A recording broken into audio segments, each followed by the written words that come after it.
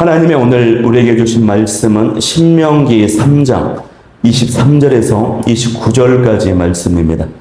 이 말씀을 한 절씩 교독하도록 하겠습니다. 그때 내가 여호와께 간구하기를 주 여호와여, 주께서 주의 크심과 주의 권능을 주의 종에게 나타내시기를 시작하셨사오니 천재간에 어떤 신이 능히 주께서 행하신 일, 곧 주의 큰 능력으로 행하신 일같이 행할 수 있으리이까.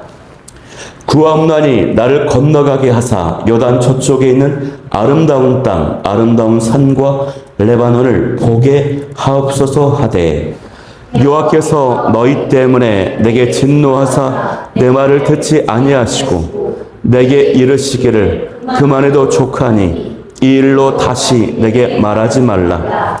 너는 비스가 산 꼭대기에 올라가서 눈을 들어 동서남북을 바라고 내 눈으로 그 땅을 바라보라. 너는 이 요단을 건너지 못할 것이니라. 너는 여호수아에게 명령하고 그를 담대하게 하며 그를 강하게 하라. 그는 이 백성을 거느리고 건너가서 내가 볼 땅을 그들의 기업으로 얻게 하리라 하셨느니라. 함께 읽겠습니다. 그때에 우리가 벳부올 맞은편 골지하게 거주하였느니라. 아멘. 네, 모세의 간구라는 제목으로 오늘 말씀을 나누도록 하겠습니다. 오늘 본문은 이제 신명기 3장 후반부 말씀인데요. 신명기 3장에는 모세의 그 인생 후반부를 가장 잘 보여주는 장면 가운데 하나라고 할 수 있습니다. 이스라엘은 광야 40년 시간을 마치고 드디어 요단강 동편까지 왔습니다. 이제 바로 눈앞에는요, 하나님께서 아브라함과 이삭과 야곱에게 약속하셨던 그 가나안 땅이 펼쳐져 있어요. 이스라엘 백성들이 얼마나 기대하고 고대하던 땅입니까? 그러나 정작 그 백성을 여기까지 인도한 모세는 그 땅에 들어갈 수가 없게 되었어요. 인간적으로 보면은 굉장히 안타까운 순간입니다. 40년 동안 고생하며 헌신하며 백성을 이끌어 왔는데 마지막 순간에 그 결실, 그 열매를 이제 맛봐야 되는데, 차지해야 되는데 눈앞에 두고 들어가지 못한다라고 하는 것입니다. 이게 너무나도 가슴 아픈 일이에요. 그러나 사실 여러 가지 측면에서 볼 때 모세가 들어가지 않는 것, 가나안 땅에 들어가지 않는다라고 하는 것이요, 이스라엘 백성에게도 그렇고 모세 자신에게도 사실 유익한 것입니다. 어떤 유익들이 있을까요? 몇 가지를 살펴보자면, 이것은 하나님의 그 공의와 거룩하심을 드러내고 분명히 세우는 일이 되는 것입니다. 모세가 가나안에 들어가지 못한 직접적인 이유는요, 무리바 사건 때문이었어요. 하나님이 모세에게 반석을 향하여 말로 명하라, 물이 나오도록 명령하라 했는데, 그런데 모세가 매번 불평하고 원망하는 이 백성들을 보면서 화가 났어요. 분노하면서 지팡이로 반석을 2번이나 때려버렸습니다. 저도 어제 주일 오전 예배 앞두고 교회를 왔는데 이제 둘째 녀석이 엄마가 태블릿 PC 안 갖고 왔다고 오자마자 여기서 큰 소리로 울어 제끼더라고. 주일 오전에 굉장히 민감하고 또 기도해야 되고 하는데 엄청 제가 막 화가 나가지고 울지 말고 조용히 하고 좀 문을 사정없이 때려버렸어요. 때렸더니 제 손만 아파요. 더 울어 제끼더라고요. 아내가 이제 겨우 수습을 했는데 저도 이렇게 혈기가 있다는 걸 이제 보는 것이죠. 자, 이 모세의 이 행위는요, 단순한 실수가 아니라 하나님의 그 거룩하심을 나타내지 않은 행위였거든요. 그에 따라서 하나님의 공의에 따라서 들어가지 못하는 것입니다. 만약에 이 모세만 너는 지도자니까 특별 취급하면서 외유적으로 적용을 했다면, 은혜가 주어졌다면 하나님의 그 말씀과 공의가 견고하게 세워지지 못하는 것이에요. 수고하고 헌신한 위대한 지도자일지라도 하나님의 거룩을 나타내는 일에 있어서는 예외가 없다는 것입니다. 제약에 대한 그 책임에서 자유로울 수 없다라고 하는 것이 첫 번째 유익이라고 할 수 있고요. 다른 유익은 뭐냐면 모세가 계속해서 살아서 가나안을 들어갔다면, 가나안을 정복했다면 모든 그 영광이 바로 이 모세에게 집중이 된다는 것입니다. 그러나 하나님은 새로운 시대에 새로운 지도자 여호수아를 준비하고 계시는데, 여호수아의 그 리더십을 위해서 이 모세가 사라져줘야 되는 것이에요. 지금 한국 교회가 리더십 교체기에 있다고들 다 말합니다. 베이비붐 세대 목사님들이 10년 이내에 다 은퇴를 하신대요. 그래서 그렇게 되면 한국교회 50% 이상이 이제 다음 젊은 목회자들로 리더십이 바뀐다고 해요. 그런데 오늘날 많은 교회의 문제 중 하나가 은퇴하신 목사님, 또 원로 목사님들이 여전히 뒤에서 교회를 영향력을 행사하고 통제하려고 한다는 것입니다. 모세가 가나안 땅에 들어가지 않게 된 것은요, 공동체의 리더십 문제에 있어서 아주 유익한 일이 되는 것입니다. 그래서 모세가 이제 사라져줘야 되는 것이에요. 또 다른 유익이 있다면, 모세가 가나안 땅에 들어갔다면 그가 이제 언젠가는 죽게 되겠죠. 근데 그 땅에서 모세가 우상화가 되는 것이에요. 신명기 마지막 34장 5절 이하의 기록을 보면은 하나님께서 직접 모세를 장사하셨다고 그러거든요. 그리고 그의 무덤을 그 누구도 찾지 못하도록 숨기셨다라고 돼 있어요. 만약 모세가 가나안 땅에서 생을 마감하고 그 무덤이 알려졌다면 이스라엘은 그의 무덤을 성지처럼 우상시하면서 숭배했을 가능성이 굉장히 높아요. 그래서 하나님께서 이것을 미리 막으셨던 것입니다. 그 외에도 영적인 측면에서 또 구속사적인 측면에서 굉장히 많은 유익이 있습니다. 상징적인 의미들이 있어요. 모세가 가나안 땅에 들어가지 않았다라고 하는 것. 그런데 모세가 그런 유익이 있다라고 하는 것을 알지 못하고 이 23절 말씀을 보면은 어떻습니까? 여호와께 간구하고 있어요. 그 간구 내용이 24절에서 25절의 그 내용이거든요. 근데 이 기도의 내용, 간구의 내용을 들여다보면은 얼마나 간절한지 모릅니다. 얼마나 진실한지 모르고요. 또 이 기도 내용이 얼마나 감동적이고 아름다운지 몰라요. 이 고백에는 하나님에 대한 찬양도 있고 정말로 하나님께서 우리에게 허락하신 가나안 땅이 아름다운 땅입니다라고 하는 그 믿음도 있어요. 그래서 여기 간구하다라고 하는 그 원문의 뜻을 보면은 은혜를 베풀어 달라고 구걸하는 내용이에요. 은혜를 구걸하는 것과 같다라고 하는 뜻입니다. 모세는요, 이미 자기가 들었어요. 하나님으로부터 너는 가나안 땅에 들어가지 못한다라고 하는 그 선고를 익히 들었거든요. 그런데 23절에 그때에라고 돼 있죠. 이때 다시 한번 하나님의 은혜를 구해 보는 거예요. 이유가 있습니다. 이 그때가 어떤 이후의 때냐면 바로 이스라엘 백성들이 요단의 동편에 있는 강대한 민족들을 전쟁에서 승리하고 그들을 다 몰아냈거든요. 기적적인 놀라운 승리를 맛본 이유입니다. 그러니까 하나님께서 초자연적인 은혜와 승리를 맛보게 하셨어요. 그래서 그걸 경험하고 나서 모세가 그 하나님의 놀라운 초자연적인 능력, 그 은혜를 소망하면서 다시 한번 은혜를 구하고 있다는 것입니다. 그러나 하나님의 대답은 뭡니까? 노입니다. 노. 안 된다라고 하는 것이에요. 26절 하반절에 보면은 이렇게 답변합니다. 그만해도 족하다. 이 일로 다시 내게 말하지 말라. 이렇게 말씀하십니다, 여러분.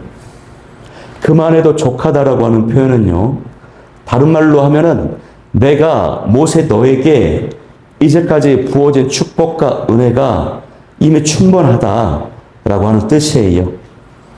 여러분, 사실 모세처럼 한 인간이 하나님으로부터 놀라운 축복과 은혜를 받은 인물이 또 어디 있습니까? 모세는 하나님의 본체를 직접 보진 않았지만 그 등이라도 경험한 사람이잖아요. 이 은혜를 받은 인물이 없어요. 그러니 이제 멈추라는 것입니다, 여러분. 이때 하나님의 마음도 좋지 않으셨을 거예요. 하나님의 은혜는 우리에게 마음껏 제한이 없어요. 한계가 없도록 은혜를 부어주기를 원하시는데 하나님도 마음 같아서는 모세에게 무한한 은혜를 주시고 가나안으로 인도해 주고 싶으셨을 거예요. 그러면 앞서 나눈 것처럼 모두에게, 이스라엘 백성들에게도 그렇고 모세 자신에게도 유익이 없는 겁니다. 그래서 하나님께서 안 된다라고 이제 말씀하시는 것입니다. 여러분, 우리는 이 장면을 통해서 중요한 사실을 발견해야 되는데 그것은 뭐냐면 믿음이라고 하는 것, 그리고 우리 신앙이라고 하는 것이요, 나의 바람과 소원을 이루는 것이 아니라 하나님의 그 계획과 뜻을 받아들이는 것, 이 받아들이는 것이 바로 믿음이라고 하는 것입니다. 그게 바로 신앙생활이라고 하는 것이에요. 여러분, 우리는 이 문제가 없었다면, 저 문제만 나에게 없었다면 내가 평안하고 더 행복하고 순탄할 텐데라고 바랍니다. 물론 평안하고 순탄하겠죠. 행복할 수도 있을 거예요. 그러나 그랬다면 지금처럼 하나님께 더 엎드리고 더 의지하고 또 말씀과 기도로 영적으로 깨어 있으려고 하고 그런 노력을 하겠냐나 하는 것입니다, 여러분. 나는요, 나의 행복과 평안함에 관심이 있지만 하나님은 나의 행복과 평안보다는 나의 영혼이 거룩해지는데, 더 성결해지는데 나를 더 의지하고 바라보기를 원하십니다. 하나님은 거기에 더 관심이 많으세요. 그래서 우리에게 기도 제목과 어떤 고난의 사건과 문제를 주신다는 것입니다. 그게 나에게 더 유익한 것이기 때문에. 예전에 저희 어머님이 그런 말씀을 하시더라고요. 제가 신학교를 다닐 때인데 우리 어머니가 이제 신학생 뒷바라지 해야 되니까 부담이 됐나 봐요. 그러면서 저한테 이렇게 물어봐요. 왜 신학생들이나 사역자들을 보면은 왜 모두 다 가난한 집안의 아들내미들이냐. 하나님은 좀 부잣집 아들내미들, 돈 많은 기업의 사장이나 회장 아들들이나 좀 신학교 보내서 많이 보내가지고 돈 걱정하지 않고 마음껏 사역하게 하지. 하나님은 왜 그런다냐 이래요. 그 이유 간단하죠. 가난하니까 하나님을 의지하는 것입니다. 의지할 데가 없으니까 하나님만 바라보면서 신앙이 더 강해져요. 하나님만 붙잡고 몸부림치니 신앙이 강해지고 사명이 생기는 것입니다. 우리 어머니도 이미 답은 알고 있는데 나를 이제 뒷바라지 하려니 이제 부담스러운가 봐. 그래서 통명스럽게 녹돌이 하듯이 그렇게 말을 하시더라고요. 여러분, 혹시 하나님께 내가 간절히 기도하는데도 하나님께서는 아니다, 계속 아니다가 아니에요, 지금은 아니다라고 말씀하시는 일이 있습니까? 또 그것으로 족하다라고 막으시는 일이 있습니까? 그럴 때 원망과 불평보다는요, 신뢰와 순종으로 나아갈 수 있기를 바라요. 그것이 현재 나에게도, 또 우리 가정에게도, 다른 사람에게도, 우리 공동체에게도 가장 좋은 것이고 유익한 것이기 때문에 그래요. 그래서 인내하면서 승리할 수 있기를 바랍니다. 제가 하나님께서 왜 영혼들을 안 보내주시냐 했더니 알만한 분이 저한테 그래요. 그거는 김 목사 교만할까봐 그런다고. 아주 겸손하게 하나 훈련은 중이다 이런 얘기를 하시더라고요. 27절부터 보면은 하나님께서 모세에게 두 가지 명령을 하시는데요. 하나는 비스가 산 꼭대기에 올라가서 눈을 들어서 이 동서남북을 바라보고 내 눈으로 그 땅을 바라보라고 명령했습니다. 들어가지는 못하지만 바라보게 하시는 것입니다. 이것이 바로 모세를 향한 하나님의 사랑과 배려라고 할 수 있거든요. 자, 그런데 이 가나안 땅은요, 단순한 그 지리적 영토가 아닙니다. 구속사적으로 또 영적으로 보면은 단순한 영토가 아니라 하나님 나라의 안식과 축복을 상징하는 땅이에요. 그래서 모세는요, 어떤 인물입니까? 모세는 하나님의 율법을 받은 사람이거든요. 율법의 수요자로서 구약의 율법을 대표하는 사람이 모세예요. 하나님은 그 율법을 대표하는 모세에게 그 땅을 바라보라고 명령하시는 겁니다. 모세는요, 그 땅을 바라보는 사람이지 그 땅에 들어갈 수 있는 사람 혹은 그 땅에 들어가게 해주는 사람이 아니라는 것입니다. 들어가게 된 사람이 아니라는 것입니다. 마찬가지로 율법은 우리에게 하나님의 그 영광과 그 하나님 나라를 바라보게 해주는 역할이 있어요. 그러나 그 자체로, 율법 자체로 우리에게 구원과 안식에 이르게 하지는 못하는 것입니다. 그러니까 이 모세의 오늘 본문에 나타난 그 간절한 기도와 간구가요, 이 자체가 무엇을 보여주냐면 구약의 율법의 한계를 보여주는 것입니다. 또 이 모습은 우리로 하여금 장차 참된 가나안 땅, 천국으로 우리를 인도하시는 그 예수 그리스도를 바라보고 그 은혜를 사모하며 갈망하게 만드는 또 기도가 되기도 하는 것입니다, 여러분. 저와 여러분의 시선이요, 이 땅이 아닌 하늘에 있기를 바랍니다. 이 땅에서 내가 원하는 거, 내가 바라는 것이 허락되지 않았을지라도 불평하지 마십시오. 일일비하지 않기를 바랍니다. 하나님께서는요, 우리에게 더 큰 거, 더 놀라운 것을 주시려고 계획하고 계시거든요. 그것을 바라보고 기대하면서 이 땅에서 승리하는 저와 여러분이 되길 바라요. 모세의 모습도 보면 그렇습니다. 그의 가장 큰 소원이 가나안 땅에 들어가는 것이었거든요. 그런데 가나안에 들어가지 못했잖아요. 그런데 훗날에 마태복음 17장을 보면은 변화산에서 예수님과 함께 영광 가운데 모세가 그 자리에 있어요. 더 좋은, 더 크고 더 멋진 곳을 이 모세가 차지하게 되었다는 것입니다. 그러므로 저와 여러분도 하늘에서 더 크고 비교할 수 없는, 이 땅에서 비교할 수 없는 더 크고 놀라운 것을 준비해 두셨다, 이 기대하면서 우리가 이 땅에서 승리하길 바라요. 자, 하나님의 모세에게 주신 두 번째 명령은 뭐냐면 여호수아를 담대하게 하고 그를 강하게 하라라고 하는 것입니다. 즉 후계자를 잘 준비시키라고 하는 말씀이에요. 우리 28절 말씀 한번 읽어보겠습니다. 시작. 너는 여호수아에게 명령하고 그를 담대하게 하며 그를 강하게 하라. 그는 이 백성을 거느리고 건너가서 내가 볼 땅을 그들이 기업으로 얻게 하리라 하셨느니라. 아멘. 후계자를 잘 준비시키라고 하는 것이 두 번째 명령입니다. 우리 이것이 바로 모세의 그 마지막 사명입니다. 이게 모세의 마지막 사명인데요, 어찌 보면은 가장 중요한 사명일 수도 있어요. 자신은 사라지지만 하나님의 계획과 이 비전은 계속 지속되기 때문에 그래요. 교회 전문가들이 하는 말 중에서 한국 교회가 이 다음 세대 영적 지도자를 준비시키지 못했다라고 하는 뼈아픈 지적들을 많이 합니다. 기존의 목사님들을 보면은 사실 어떤 사역자나 부교육자가 오면은 자신의 목회를 성공시키는 어떤 도구로, 수단으로 많이 활용을 하고 써먹었어요. 많은 일을 막 부려먹는다거나, 많은 다음을 준비하면서 리더십들을 훈련시키고 그런 쪽으로 준비시키지 못했어요. 어느 날 보니까 당대의 목회자들은 어느 정도 성과를 거뒀는데 보니까 다음 세대들이 그런 훈련과 경험이 준비가 안 돼 있는 거예요. 다음 세대 리더십들이. 이게 뼈아픈 지적입니다. 우리는 이런 모습을 염두에 둬야 됩니다.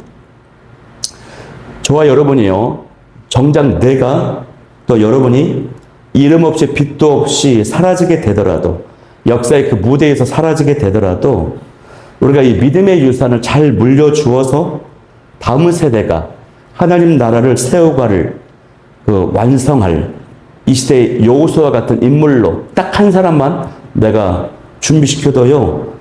그의 인생은, 우리의 인생은 가장 아름답고 성공적인 인생이라고 할 수 있는 것입니다. 우리는 이 일에 정말 관심을 가져야 돼요.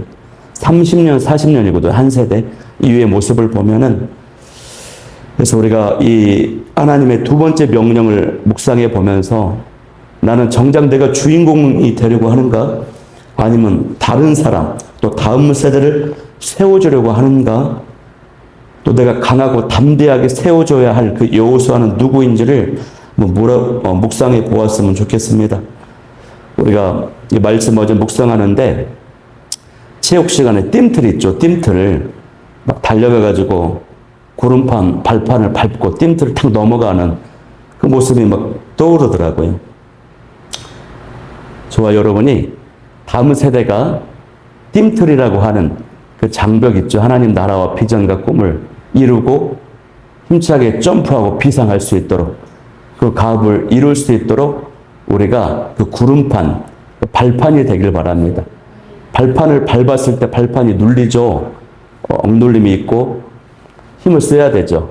그런 나의 그 억눌림과 수고와 헌신을 통해서 다음 세대가 그 누군가가 나를 밟고 힘차게 비상하고 주어진 가업과 비전을 이루고 뛰어넘는다면 얼마나 아름다운 모습일까요?